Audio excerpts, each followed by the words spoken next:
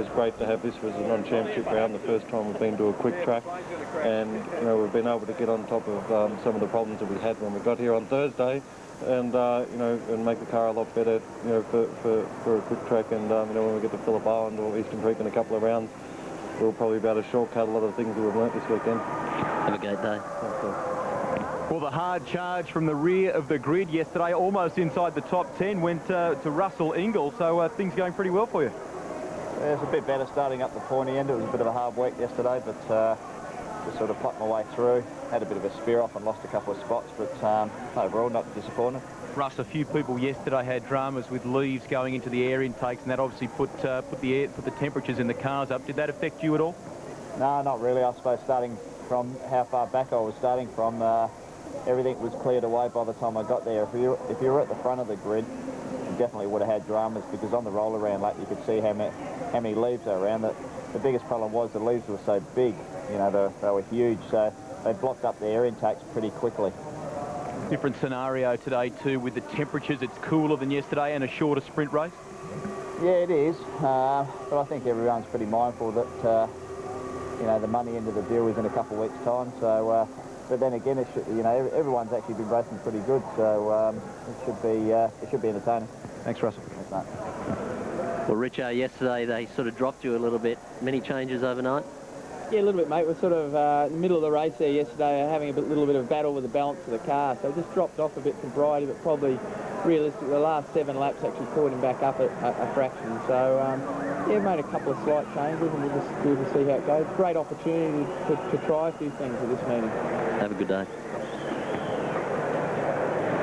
There's not a lot of form, Neil, that we can draw from this event, of course, if you go on last year's results into the Clipsal 500 just 2 weeks later, of course, but I guess it gets the cobwebs out for the drivers as well as the teams.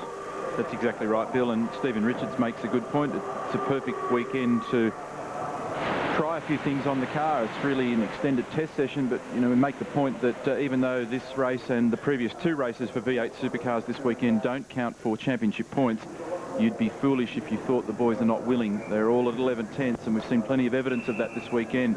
There's been contact, there's been vigorous motor racing, and really whenever the lights go out and the racing commences with such a group of strong drivers, strong teams and good cars, you're always going to get spectacular motorsport. I've got no doubt that we're going to see some more of that again this morning.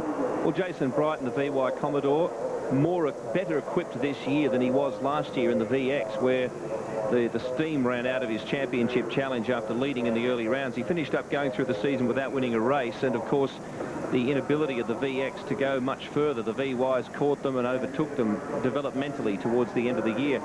In this case, he can build on this, and it's very good to see him up the front. A couple of guys a little further down the grid who also would draw confidence at least from this. Garth Tander, because Gary Rogers Motorsport has been struggling a little bit in the last year or so, although came on fairly well towards the end of last year. Bargwana in car number 10 for Orcon Motorsport. That Larkham team seems to have settled in very nicely at the start of the year. And also Simon Wills from Team Dynamic. They've had a bit of a changing of the guard, and very difficult time for Dale Breed on the other side of the garage there this weekend, but still nice to see him settling in. And Cameron McConville also with Gary Rogers Motorsport. New team for him, bigger team, and starting from 8th position, has fought his way through the field so far after, in his own words, a fairly ordinary qualifying performance. Well, there are 3 big names there. Mark Larkham in the middle, I was just talking about him. Gary Rogers on the left, ditto, and Kimmy Jones on the right. Hasn't been a great weekend for Kim's team as we get them away on the warm-up lap. Jason Bright on the right of your screen there. Both Gary and Mark are members of the executive that help make decisions. As we take a look at the starting grid, and pole goes to Jason Bright, alongside him Stephen Richards. Second row, Greg Murphy, who has been up the front all weekend. Garth Tander pushing. Jason Bargwana, great job yesterday. Vigorous battle with Todd Kelly, positions 5 and 6. Fourth row, Simon Wills from Team Dynamic and Cameron McConville. Positions 9 and 10, Stephen Johnson and Stephen Ellery from southeast Queensland. Paul Morris has fought his way through to 11th alongside Paul Wheel. Ingle in position 13 and Mark Scape right alongside position 14. That'll be interesting. Paul Dumbrell and Tony Longhurst, the teammates So Tony's been creeping up the order there. So too Brad Jones. Jason Richards for Tasman Motorsport out of 18. New team for Jason this year, Warren Luff and Anthony Tratt on the next row. Glenn Seaton for car number 5 in Ford Performance Racing alongside Kiwi Craig Baird. Very difficult weekend for FPR. We have Mark Winterbottom fighting his way through in his first year in V8 Supercar Racing. Craig Lowndes alongside him. Bit of a nightmare scenario for these two blokes. Marcus Ambrose and Paul Radisich back positions 25 and 26. They'll want to come home with clean cars. Max Wilson and Mark Noski on the next row. John Bauer had wheel problems with the right rear yesterday, so the Aussie Male Falcon will start right up the back of the pack in position 29. Yes, that's Bradley's car. A couple of teams there will not be throwing parties at the end of this weekend, but nevertheless, hopefully not too much damage and a little bit learned from the Netspace V8 Supercar Challenge. Greg Rust. Well, to pull a line out of the Neil Crompton book of quotes, I guess the issue for everyone here today is the cleanest pair of dirty shirts. It's a case of the best tyres that they've got left in the bank. Greg Murphy's already been on the radio to the Kmart squad, and you could tell by the tone in his voice, it was almost like, you know, what state are these tyres currently in? They said, well, you've got the fronts from Friday on the rear, and yesterday's fronts are on the front as well. So tyres, given the lengthy race we had yesterday, could be an issue. Can't believe Rusty had the strength to carry that huge book, the Crompton book of quotes, down to pit lane with him for his reports today. It's only early in the season. We haven't even got started yet. Getting heat into the tyres won't be as easy as it has been this weekend. It's temperatures dropping, not dramatically, but steadily. Well, it's much cooler this morning than it's been in the previous days. We've got an air temp of just 17 at the moment, track temperature a fraction above it at 21. Much nicer cockpit conditions, and compared to the early part of the week when we all first arrived in Melbourne when it was sweltering, these guys will be pretty happy about this, and that will probably also mean you get a different outcome from tyre behaviour and chassis performance and balance. There's no morning warm-up for the V8 Supercars, so what you have is what you've got. Without sounding too contradictory, because we're cautionary about what you can learn from this round, but still, Jason Bright had the fastest lap in yesterday's race, and even though he's up the front, and that makes it a lot easier, it is good sign because of that lack of speed, basically, that the VX suffered from last year. There's Russell Ingall in the second of the Stone Brothers cars, and they're in a different position this year. They go into the championship as defending champions, and there's a different psychology in that, isn't there? I was just about to say, I don't know, Neil, you know better than I as a driver, but it seems to me that it always is a different approach for any athlete when they're in that position. A little bit more pressure, perhaps, a bit more sensitivity. It's the brains trust at Stone Brothers Racing. Jim Stone closest to us, and they did a great job last year, didn't they? And after many years in the business and the hard slog of professional motor racing, they got some sugar, and that was great to see. And also for Ford to score a championship win. And on the other side, of course, there's Tony Cochran, one of the men behind the V8 Supercar establishment, talking to another great mind in motorsport. It's hello. An issue here with Max Wilson's car. So 29 gets reduced to 28.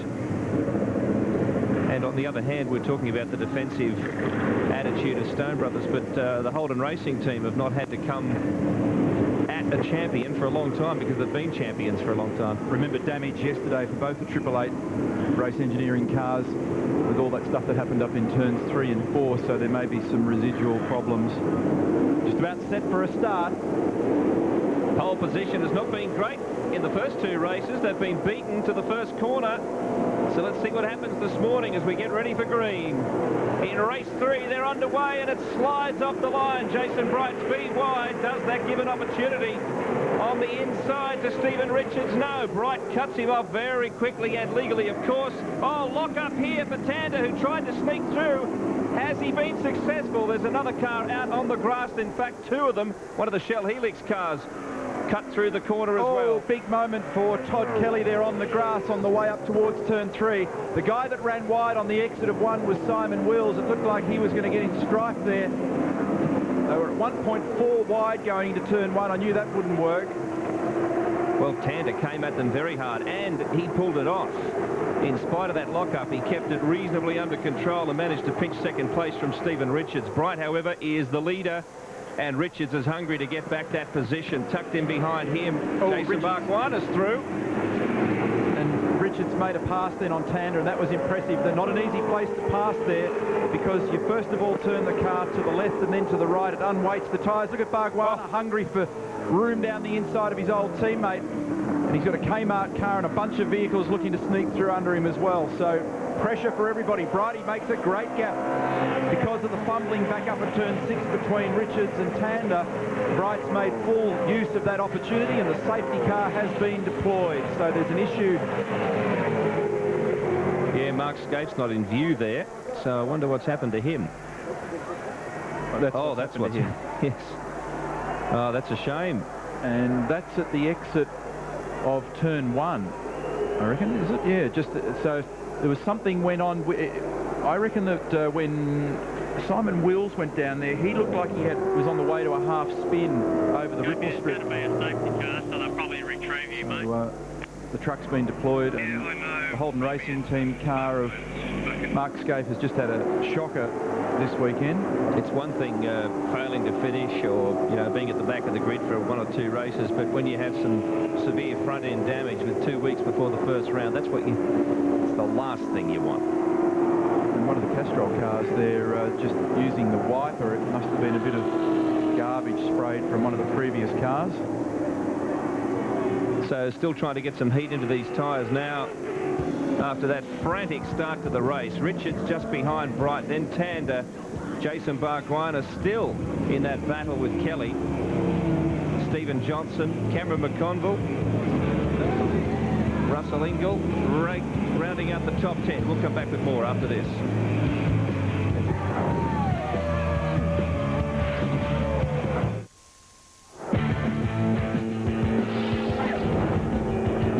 Lights are out on the safety car. We're almost back in action here. Race 3 of the Netspace V8 Supercar Challenge. Bright, Richards, Tander, Bargwanna, Murphy, Johnson, McConville, Todd Kelly, Stephen Ellery and Russell Ingall. That's your top 10. And the safety car peels off, so we're underway again. Jason Bright sprints away from the field. Stephen Richards, beautiful pass, as Neil said, on Garth Tander, who was very lucky in that first flourish. Murphy looking now at Bargwanna. Looks like he might get through. No, Bargwanna comes across. Stephen Johnson just behind them. Those safety car laps did contribute towards the total lap count of this race. And that compression of the field often triggers more contact between people as they all get re-energized. Now, we might get some answers here as to precisely what happened at turn 1. See, a great start by Bright, Stephen Richards. Now, look at the black car on the outside. Wills gets a bit crossed up here out on the grass. What's happening further back in the pack, though? They're all in the grass, yes. So it was Scaife making contact with Wills. As it was him, that was my guess, that when he went out in the grass, he would have got all crossed up, which he did. And Scaife with nowhere to go, whack. Nice little whack on the front right corner, and it's that will have snuck in pretty deep on that car, possibly front right rail. Certainly all the ducting and brake ducting, radiator ducting, smashed the radiator because there's fluid pouring out from under that car. And we've got somebody else here in strife now. It's not a very good spot either. Was that tail end of the replay, though? I think that might have been. Anyway, high pressure. Richards under attack here from Tander. Daryl Beattie has Simon Wills, I believe. Yes, it's interesting when you watch the replay what initially happened to put you in that position. I was just got a good start. Murph had a bit of a shocker, and I turned in, and unfortunately it was 3 wide, and I didn't see. I thought I got past him enough, and he gave me a bit of a nudge in the back, that sent me out a bit wide, got into the grass and couldn't hold the car. Just unfortunately slid, got sideways and Scapey got me. Off to your home event in the next one. Yep, I wanted to come out of this with a clean car, but that's not the case. So, but I think we're looking really strong for Clipsal. We're happy and everything seems to be going good for us. Thank you. Yeah, cheers. That Castrol car that's parked at the entrance to the front straight is Tony Longhurst. Parked in an awkward spot there.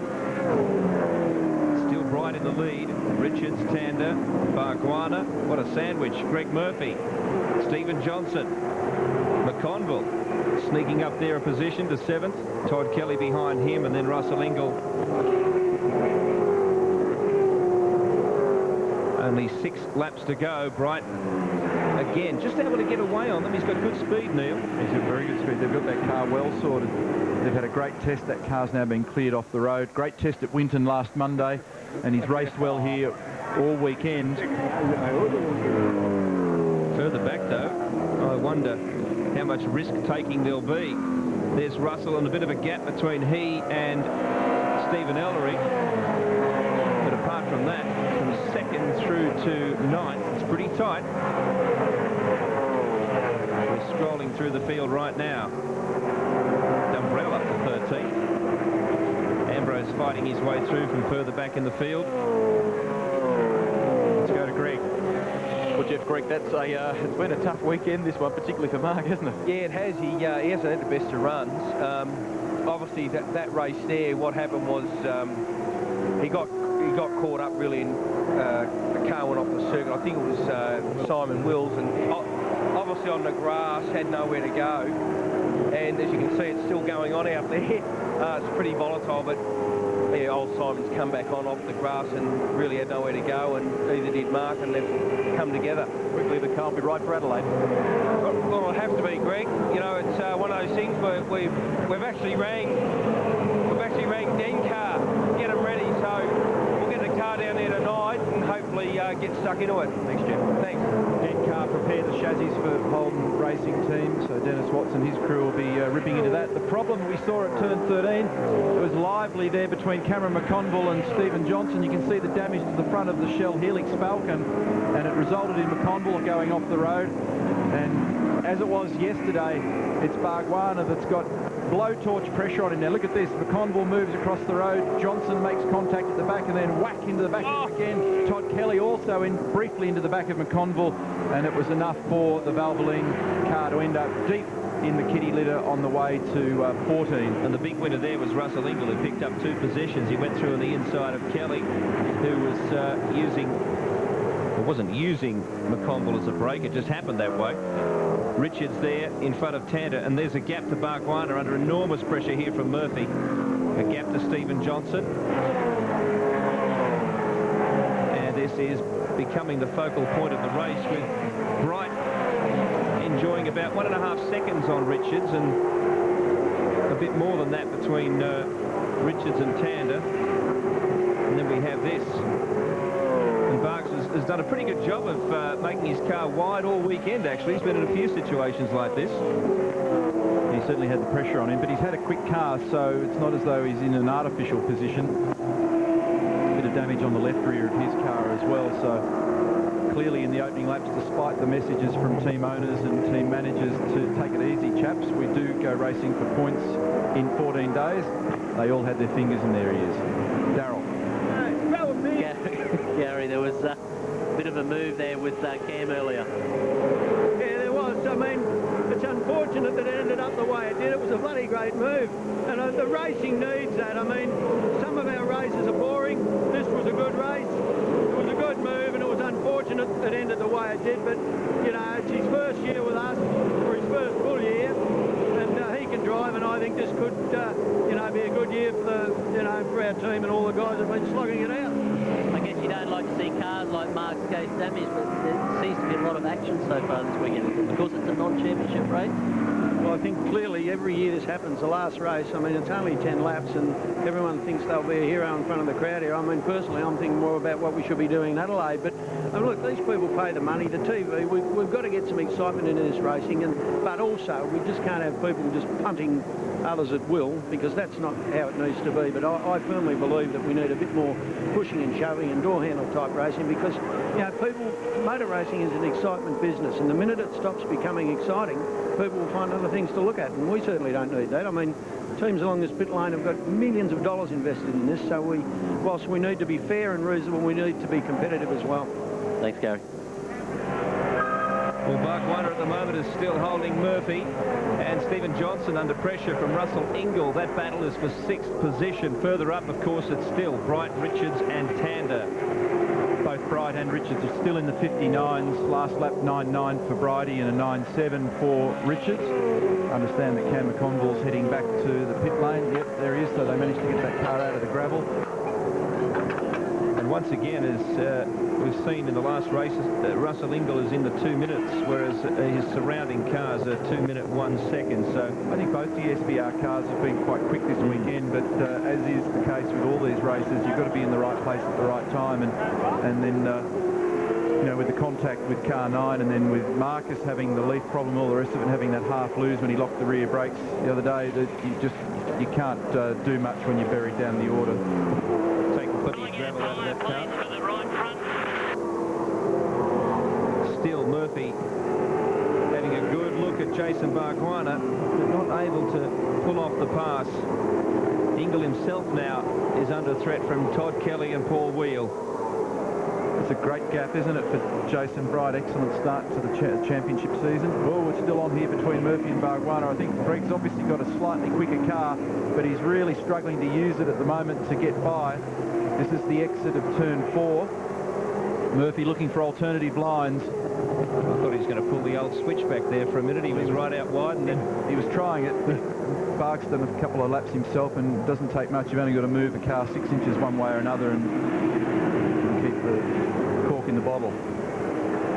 Stephen Johnson straight up as we scroll through the top 12 positions. Ambrose has moved up, as you'd expect from the champion, from further back in the field. The thing about Jason's defence at the moment is that he seems to be able to brake very deep, and it doesn't give any of these other guys an opportunity to try and sneak down the inside. Like going into turn 9 there, perfect opportunity to try and find a way down the inside, even though it's offline, a little dirtier and a little bumpy.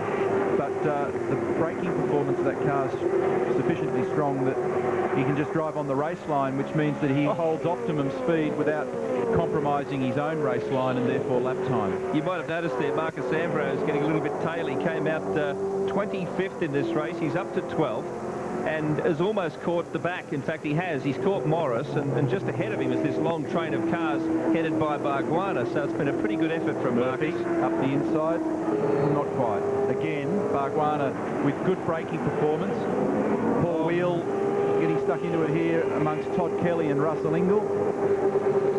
And picked up a position there from Russell. Quite a lot of people hunting cool air all the time, and even though we've still only got 18-degree air temperature, there must be a few water temperature indications on dashboards saying that Murphy with the rear brakes locked that time. He actually lost ground in an attempt to try and get underneath Bargwanna. Let's go back down to the pit lane. I think we've got Mark Larkham.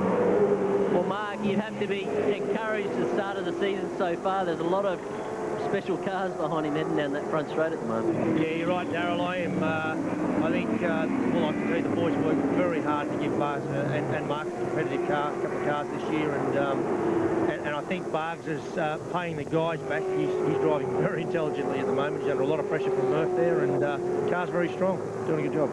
It looks like it's improved just from the sidelines enormously compared to last year. What have been the big changes?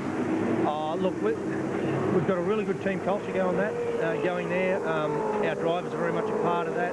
We sat down, really had a close look at ourselves at the end of last year. We've obviously done the SBR engine deal. That's helped.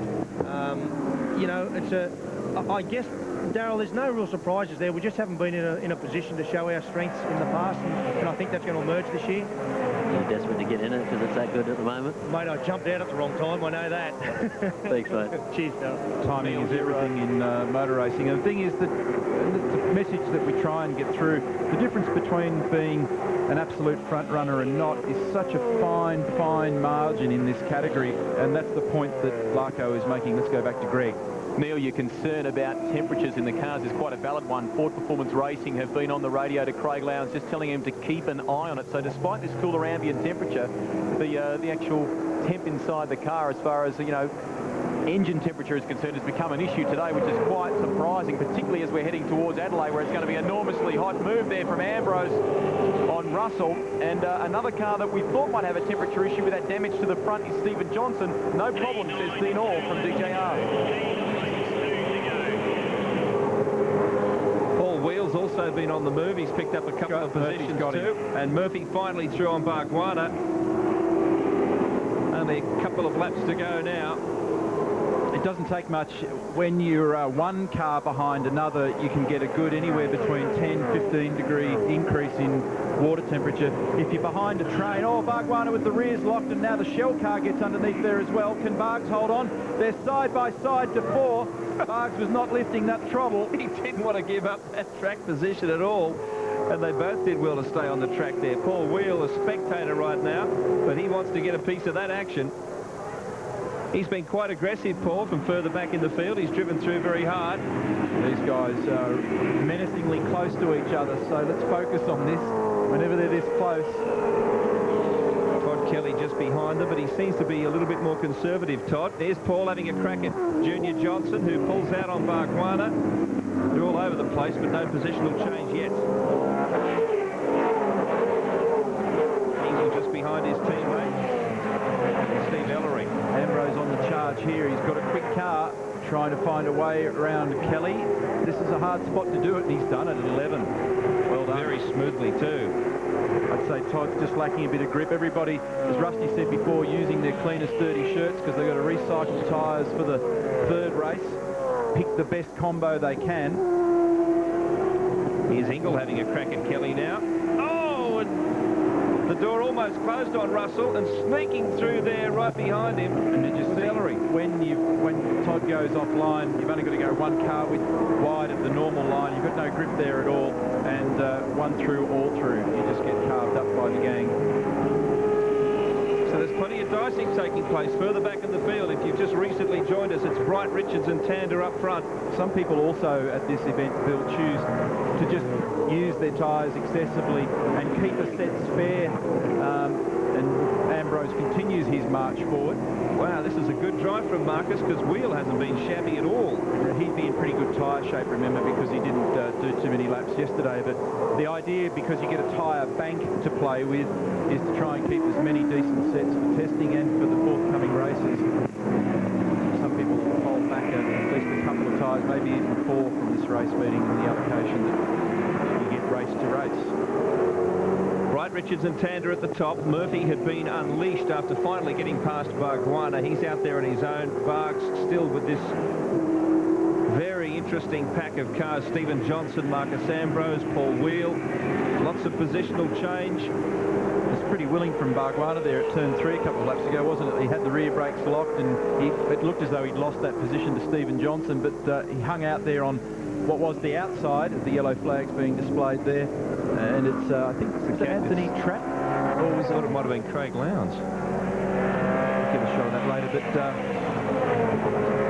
yeah, he held his ground, and then that put him on the inside for turn 4. And there goes Ambrose again. Boy, that's a special move that he's applying today. Not very often that you see somebody who gets sufficiently good traction out of turns 9 and 10 and has enough pace to be able to just do that to somebody going into 11. I think you're right, Neil. It was Tratty. I see Lounsey there in the back of that pack. So Paul Wheel on his own. That's the parked car. Great job, Jason. Great effort, mate. Jason Bright is going to win this race, though. Happy birthday, Jason. Yep. Thanks, guys. The car was great, obviously. Fantastic job all weekend, boys. We came to a quick track and we got on top of it straight away. Richards and Tander followed him through. A good result all round, though, for what used to be Team Brock. Now they are forging their own identity in the championship. Murphy fourth, Bargwanna ahead of Ambrose and Johnson. What a fight for Marcus Ambrose, 25th on the grid. Paul Wheel rounding out the top 8, as I said, a good weekend for them. And just behind them, Ellery, Ingle and Lowndes will be back.